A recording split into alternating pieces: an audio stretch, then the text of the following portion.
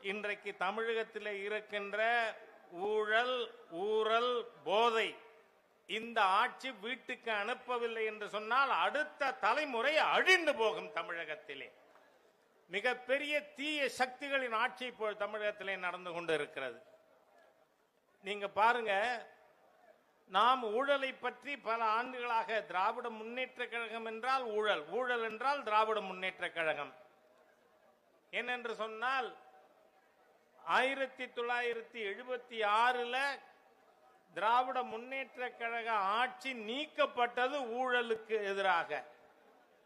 ஆகவே அந்த மாதிரி ஊழலை பற்றி பேசிக் கொண்டிருக்கும் பொழுது நீங்க பாத்தீங்கன்னா கள்ளக்குறிச்சியிலே 60க்கும் மேற்பட்ட தாய்மார்கள் தாலி இழந்த சம்பவம் கள்ளக்குறிச்சியிலே நடந்தது. ஆனால் அன்னைக்கு விரைய காணோம் நம்ம தமிழக முதலமைச்சர். இன்றைக்கு திடீர்னு கரூருக்கு விரையறாராம். அதுவும் பாத்தீங்கன்னா சினிமா துறையில இருக்கின்ற பலரும் இங்கே கூட இருக்கிறார்கள். ஆனா நான் நடிகர் திலகம் சிவாஜி கணேசன் அவர்களுடைய மிகப்பெரிய ரசிகன். ஆனா சிவாஜி கணேசன் அவர்களே தோத்து போயிட்டாப்ல இந்த மகேஷ் பொய்யாமொழிக்கு முன்னாடி. என்ன அழுக, என்ன நாடகம். நான் சொல்றேன், கரூர்ல முத சரியான விசாரணை நடக்க வேண்டுமானால் யூ சஸ்பெண்ட் தி எஸ்பின்னு கேட்கிறேன். கரூருடைய எஸ்பியை சஸ்பெண்ட் பண்ணாம கரூர் மக்களுக்கு, தமிழக மக்களுக்கு நியாயமே கிடைக்காது. கரூரில் நடந்துவிட்ட அந்த கோர சம்பவத்திற்கு. ஏனென்றால் இன்றைக்கு இருக்கின்ற அரசு அதிகாரிகள் எல்லாம் திமுக கரவேட்டி கட்டாத திமுக உறுப்பினர்கள். அதுலயும் கரூர் எஸ்பி நீங்க பாத்தீங்கன்னா பக்கத்துல இருக்கிற டவுன் பஞ்சாயத்துல ஒரு முஸ்லிம் கார்பரேட்டர் கவுன்சிலர், அவரோட வார்டுல தண்ணி இல்லைன்னு கேட்டாரு ரவிங்கிற நபர்.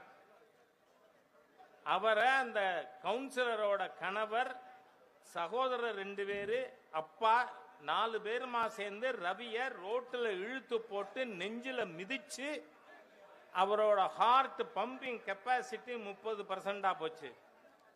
அவரை அங்க அரசு மருத்துவமனையில் அட்மிட் பண்ண மாட்டேன்றாங்க. கரூர்ல இருக்கிற மாவட்ட மருத்துவக் கல்லூரி மருத்துவமனையில் சேர்க்கிறாங்க. 4 நாள்ல எங்களால காப்பாற்ற முடியாதுன்னு வீட்டுக்கு அனுப்புறாங்க. நல்லா ஃபாலோ பண்ணுங்க. அவர் இன்னைக்கும் இஸ் ரெக்கவரிங்.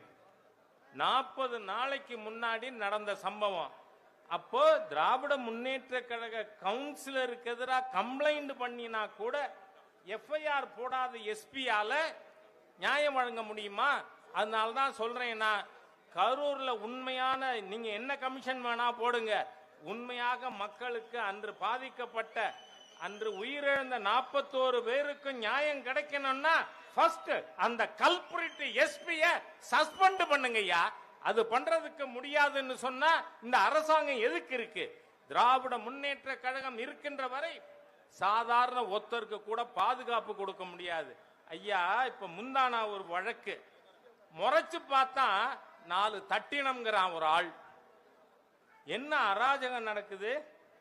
நீங்க ஏன்னா திட்டினாருன்னா எவிடன்ஸ் வேணும், அடிச்சாருன்னா ப்ரூஃப் கொடுக்கணும், முறைச்சாருன்னா முறைச்சாரா இவர் 4 தட்டினாரா? அந்த அளவுக்கு தமிழகத்தில் காட்டாட்சி நடைபெறுகிறது. தடியெடுத்தவன் தண்டல்காரன் என்கின்ற ஒரு சூழ்நிலை இருக்கிறது. ஆகவே ஸ்டாலின் அவர்களுடைய இந்த ஆட்சி வேரோடும் வேரடி மண்ணோடும் கலைந்தெறியப்பட்டாக வேண்டும். அனைவரும் இங்கே மேடையில் இருப்பவர்கள் மாண்புமிகு பிரதமர் மோடி அவர்களுடைய அரசாங்கத்தினுடைய திட்டங்களை எல்லாம் சொல்லி நாம் இங்கே ஓட்டு கேட்டுக் கொண்டிருக்கிறோம்.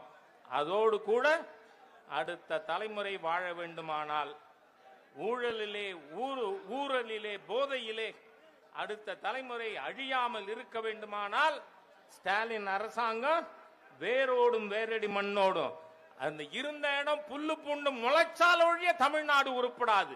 ஆகவே அவ்வளவு மோசமான இந்த தீய ஆட்சியை தூக்கி எறிய வாருங்கள்.